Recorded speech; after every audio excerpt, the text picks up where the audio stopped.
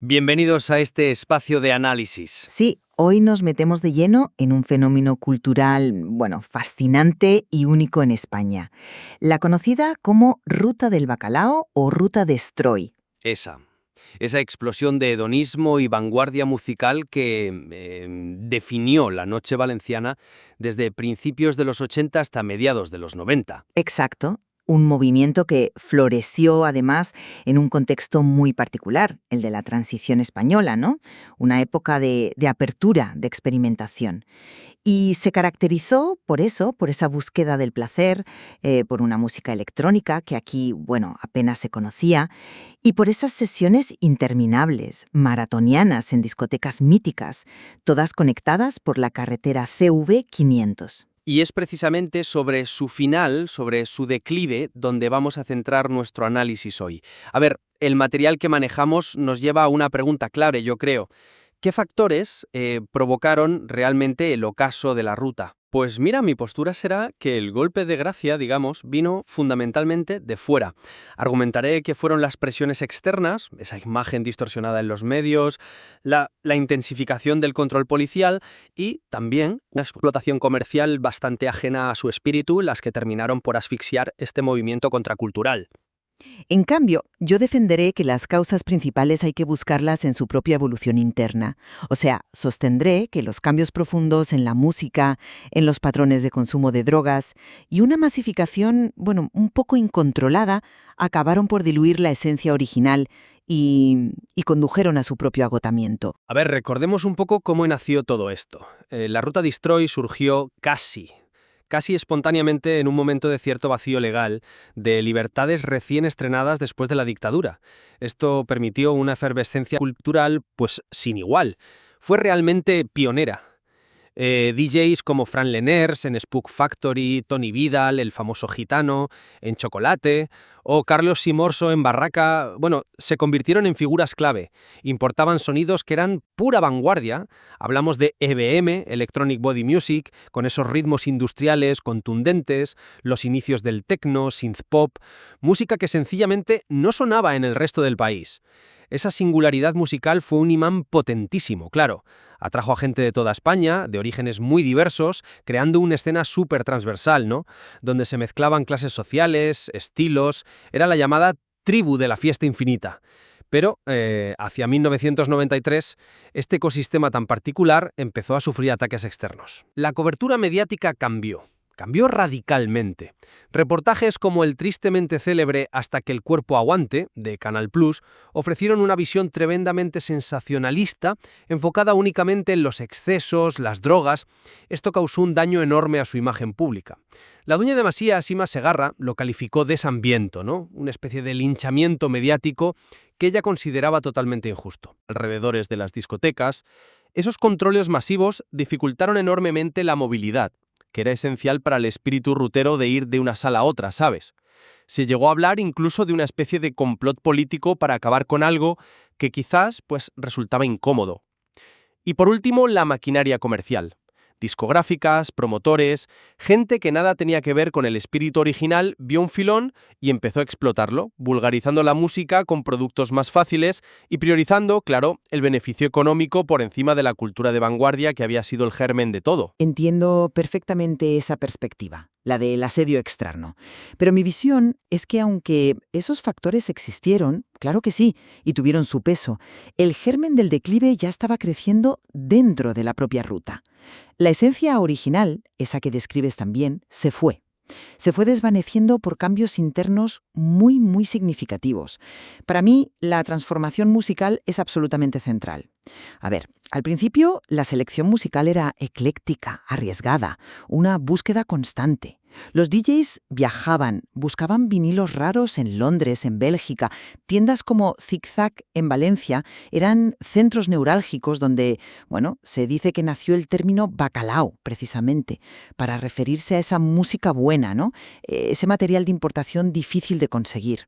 Hablamos de sonidos influenciados por Front 242, Nitzereb, Kraftwerk, incluso cosas más oscuras de rock siniestro. Pero gradualmente ese espíritu innovador dio paso a un sonido que se popularizó como máquina. Un estilo mucho más rápido, más homogéneo, a menudo con melodías más simples, vocales aceleradas, perdiendo esa capacidad de sorprender. Sellos como Contraseña Records o figuras como los productores Bassdrum Project, pues ejemplifican esta evolución hacia lo que luego se llamaría New Style o hardcore valenciano.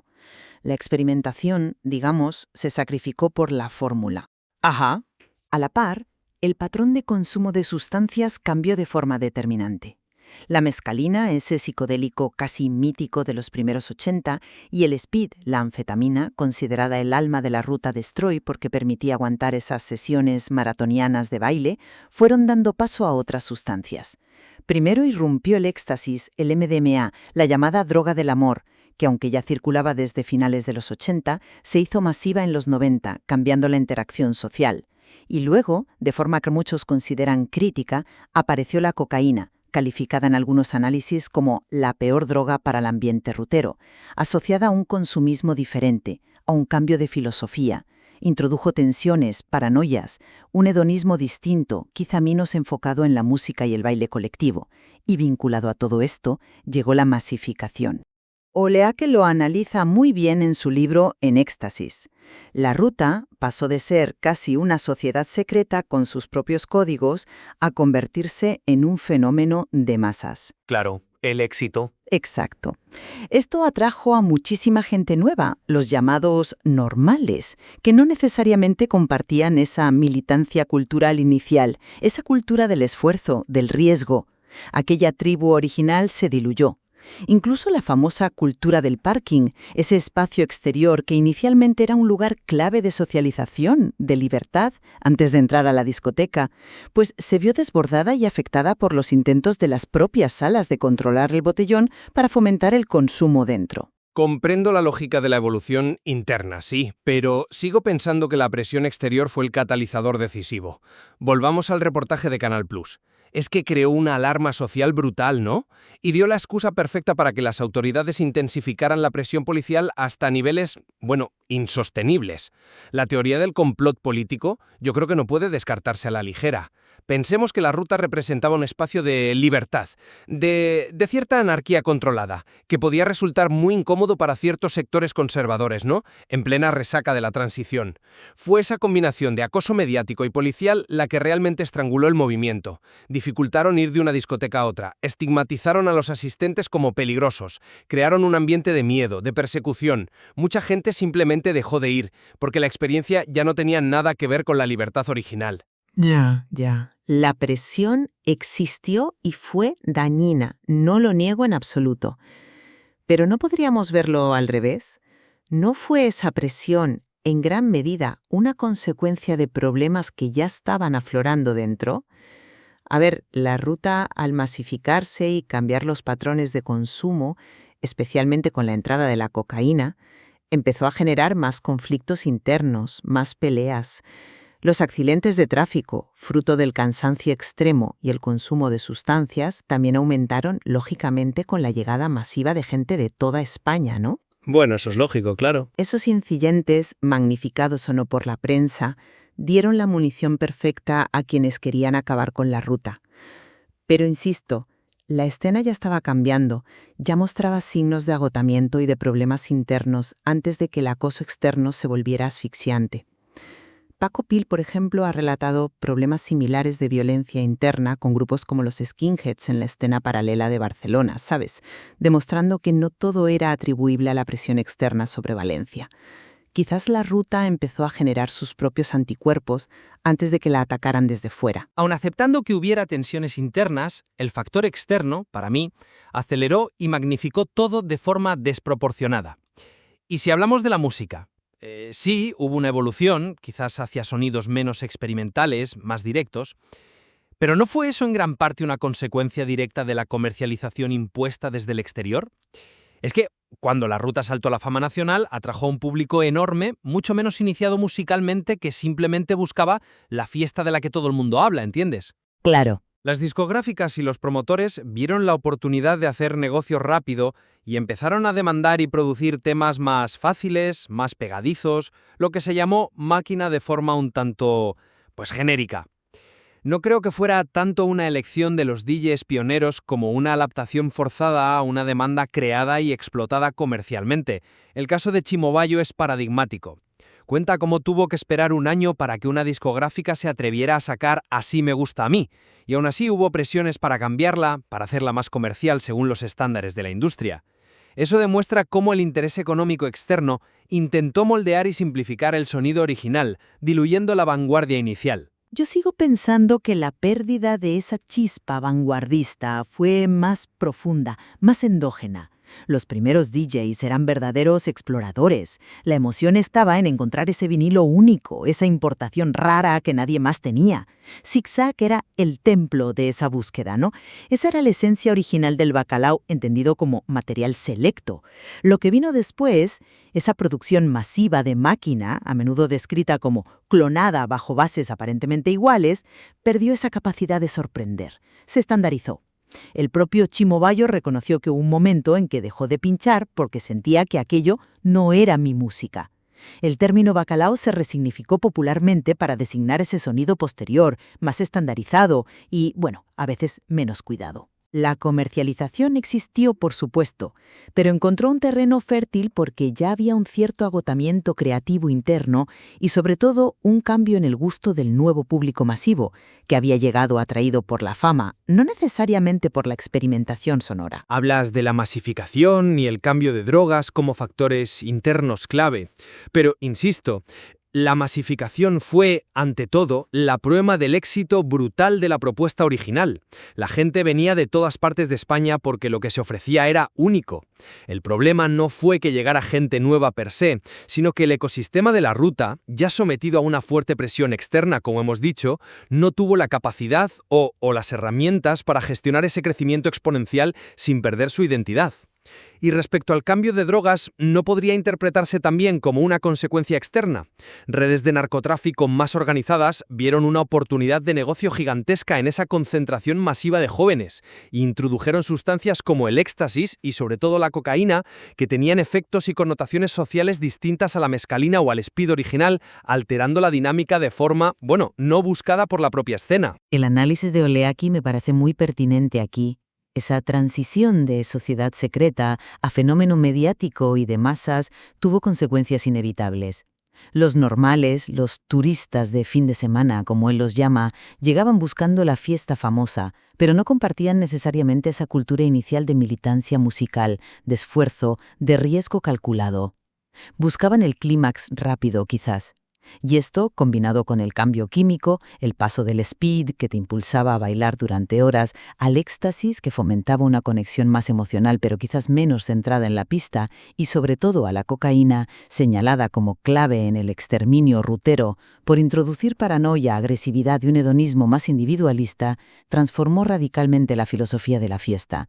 Se pasó, como indican las fuentes, a menos baile, más tontería. Fue una metamorfosis interna del ambiente y de la experiencia, facilitada por la masificación, sí, pero cuyas raíces estaban en la propia evolución social y química dentro de la escena. Pero esa filosofía primigenia, esa idea de libertad radical, de evasión casi existencial filosóficamente, vivir sin dormir, como se decía, esa comunidad forjada a través de la música y el baile compartido, el descubrimiento constante, eso fue precisamente lo que se atacó y se intentó destruir desde fuera. La imagen negativa proyectada por los medios, las continuas redadas policiales que creaban un ambiente de sitio, las restricciones horarias que empezaron a imponerse, todo eso fue minando el espíritu original. La gente dejó de peregrinar a Valencia no porque de repente buscaran otra cosa, sino porque la experiencia que encontraban ya no era la misma. Se había perdido esa sensación única de libertad y transgresión controlada. El entorno se volvió hostil y la filosofía original simplemente no pudo sobrevivir en ese nuevo contexto represivo e institucionalizado. ¿Y no será que esa filosofía ya mostraba signos de desgaste interno antes del ataque final? Las fuentes también hablan de una deriva hacia la mediocridad del evento rutero, de cómo el negocio empezó a pesar más que la cultura incluso para algunos de los propios actores de la escena. Se perdió cierto romanticismo, la cultura musical se vulgarizó en parte para atraer a las masas. Aquel lema implícito de «vive y deja vivir» empezó a resquebrajarse cuando la masificación y las nuevas drogas trajeron consigo otros códigos de comportamiento, menos respetuosos con el espíritu original. La ruta, como alguien dijo, dejó de crear, dejó de innovar. Ese agotamiento creativo y filosófico interno fue para mí el factor decisivo. Las presiones externas, sin duda, aceleraron el final, pero actuaron sobre un organismo que ya estaba debilitado, que había empezado a traicionar desde dentro algunos de sus propios principios fundacionales de vanguardia, comunidad y libertad a través de la música.